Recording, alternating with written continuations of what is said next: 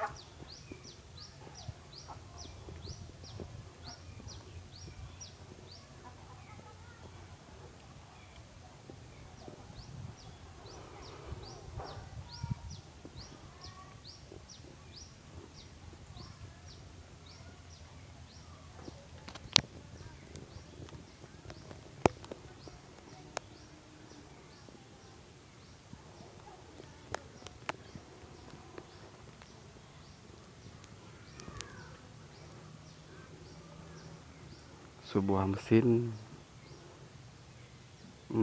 yang dipakai untuk cadangan lampu PLN Dayah Baitul Huda tidak bisa dipakai lagi karena terendam air mulai daripada tadi malam sampai pagi ini. Kemungkinan besar mesin ini tidak bisa dipakai lagi dan dapur umum santri tidak bisa dipakai.